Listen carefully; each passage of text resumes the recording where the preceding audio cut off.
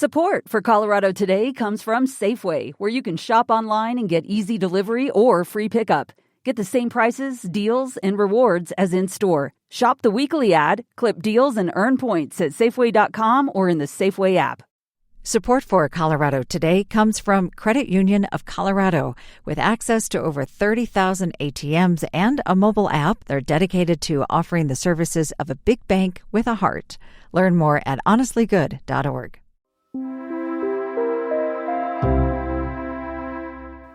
If rainy weather keeps you inside, you might want to cozy up with live coverage of the National Spelling Bee. The quarterfinals start today, and 2 Colorado kids are competing.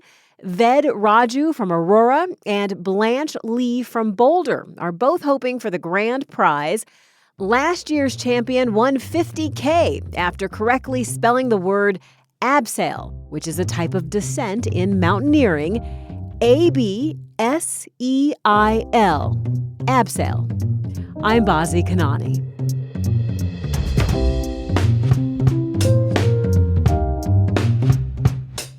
Coming up, from tree planting to e-bikes, how Trump is cutting back on environmental projects aimed at people who are most harmed. That included about $25 million worth of grants in Colorado. Then the trial for a couple accused of a hate crime hoax to get attention during a Colorado Springs election. They sent the video of the cross burning to the local media.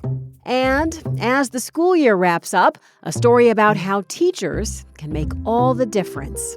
I had tears in my eyes, and I looked at that and I go, oh my goodness. It's Wednesday, May 28th. Here's the news in Colorado today. The Trump administration is canceling millions of dollars in federal grants aimed at addressing environmental inequities.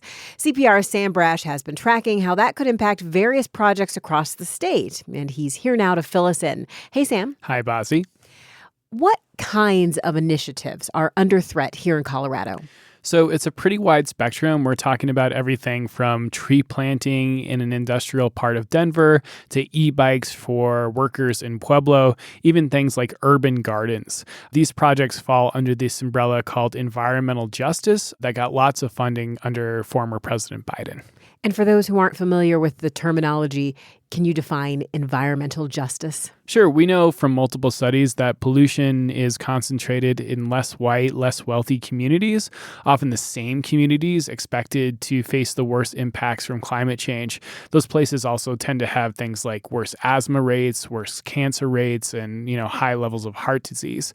Environmental justice is a movement that's trying to fix those inequities.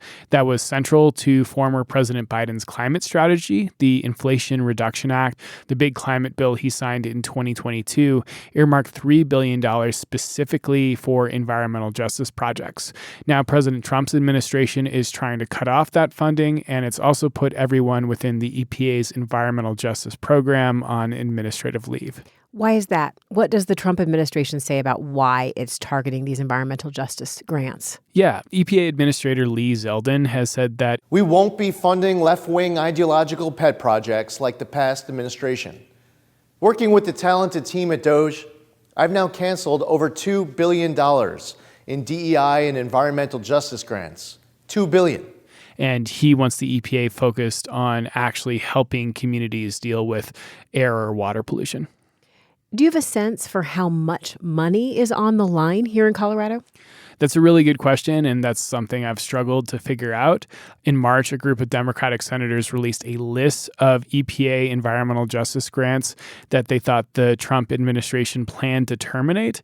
That included about $25 million worth of grants in Colorado, and a huge portion of that was one single $20 million grant for a project to build a climate resilience center in southwest Denver. What would that center do if it's built? So the group behind this project, they're called Commune, and they were proposing to develop the student center at Loretto Heights, an old Catholic boarding school, into this kind of one-stop shop in a really historically underserved part of Denver. So things like a grocery store, food stalls, a mental health center, and then it would also have a climate resilience function where during a disaster, it would have backup power systems so people could gather there if the grid went down, and also an HVAC system to protect any occupants against poor air quality from a wildfire, for example. The Trump administration, though, has terminated that $20 million grant. Does the group have a backup plan? What can they do now? Margaret Brugger leads Commune. She told me that the group planned to start construction this March, but those plans are on pause because of the funding termination. In the meantime, they're appealing the EPA's decision to end their funding. If we appeal and we get our money back, that would be fabulous. And if not, we need to find different funding. Many environmental justice groups are in a similar spot. They've outlined these ambitious projects, but they can't move ahead with them now that they've lost these federal grants. CPR climate reporter Sam Brash, thank you. Thank you. In other news of federal funding cuts in Colorado, the organization behind this podcast, CPR, is suing the Trump administration. It's teaming up with 2 other local public radio stations and NPR in this effort. CPR's Ben Marcus is covering this story.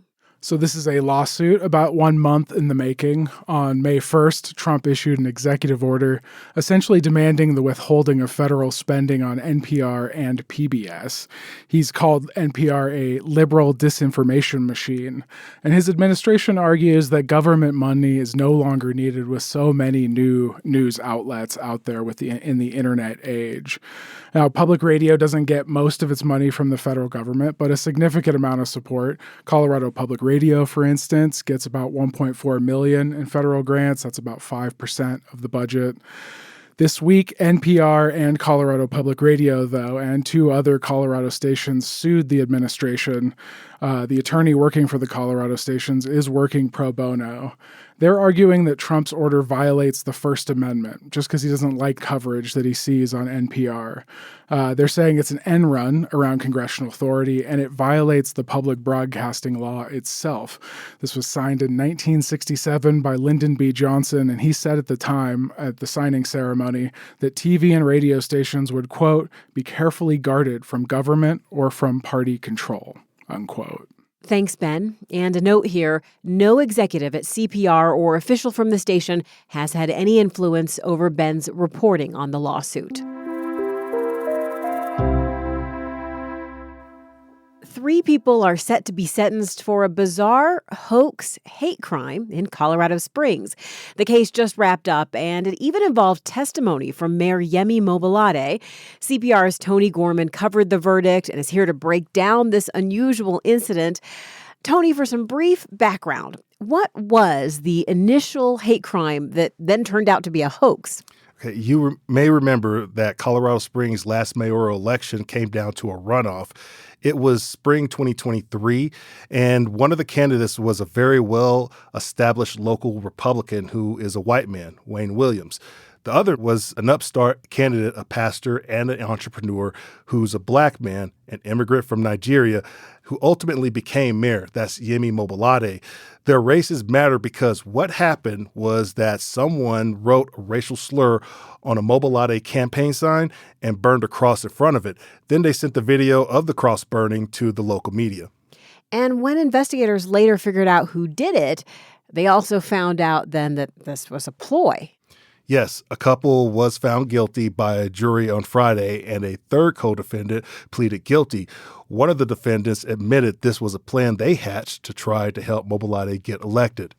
Clearly not a very good plan. How did Mobolade react to it? He testified at the trial last week that he felt threatened at the time. He thought it was a real hate crime directed at him. He seemed to get emotional just talking about it, even 2 years later. His wife also testified about the fear that this created for their family. I want to note that hundreds of hate crimes do happen every year in Colorado at a minimum. Mayor Mobolade also told the court that he did not know at the time that this was a hoax or that it was part of a scheme to help his campaign. What can you tell us about who did this? Who are the three people who have been found guilty or have pleaded guilty? A couple, Ashley Blackcloud and Derek Bernard Jr., were the ones on trial. Bernard is already serving a life sentence for a separate crime and has been charged in another. Bernard owned a local radio station, and he did have contact with Mobolade during the campaign in that context. There's no evidence Mobolade knew about this hate crime hoax before it happened, though. The third person is Deanna West. She'll be sentenced in a couple of weeks. The others will be sentenced in September. Tony Gorman, thanks for breaking down this unusual story. You're welcome. Kids and parents are diving into summers full of camps and finding other ways to make it work with school out. Meanwhile, teachers will get some well-deserved time off from the classroom. As we say goodbye to the school year, we wanted to share this love letter to teaching about a special education instructor in Canyon City. She's helped me learn how to read faster and better than I ever have. And that's a student named Devin talking about Jolene Phillips. Just so you know. Whispering during a lesson in the classroom, she describes her style as warm demander. You are very firm in what you're telling them, but you're coming from a caring, loving place, and they know that. She's worked as an aide for the past 2 decades. Well, she has a bubbly energy about her, and kids just love her. I mean, she hugs them. I mean, she's always encouraging them, laughs with them. This is her mentor and colleague, Dana Kalapolidis, who says Phillips has a special ability to connect with students. She encouraged Phillips to get her bachelor's degree and become a licensed teacher herself. Phillips did it and graduated last year at the same time her youngest daughter graduated from high school. There we go, my BA at 51. She got licensed just in time because her mentor is retiring. Phillips knows it'll be a tough road without her colleague around, but she's focused on successes, like a student named Isaac, who really needed her recently when he bombed his end-of-the-year reading test. Why did we make you redo it? Because I did really bad. But why did we make Because you believe in me. She tells this to kids a lot. There's more gas in the tank here, and you've got more to give. She put him in a room by himself to do the test again. Because then he doesn't have anyone to talk to. Except myself. Second time around, I pull up the score. I had tears in my eyes, and I looked at that, and I go, oh my goodness. His score jumped nearly 100 points. This year alone, he went from reading at the 4th grade level to the 8th grade. That's big. And that's when you know you changed that kid's life forever. Because now he can go take his driver's test. He can go get a job. That's what makes it worth it. She says she's keeping Isaac's test forever. Thanks to CPR's Jenny Brundine for this reporting. Thanks for listening to Colorado Today. Be sure to follow us on your podcast app and leave a review. I'm Bazi Kanani. This is CPR News.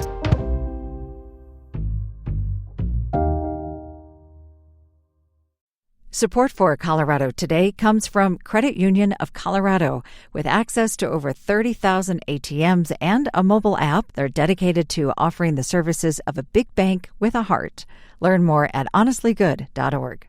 Support for Colorado Today comes from Safeway, where you can shop online and get easy delivery or free pickup. Get the same prices, deals, and rewards as in-store. Shop the weekly ad, clip deals, and earn points at Safeway.com or in the Safeway app.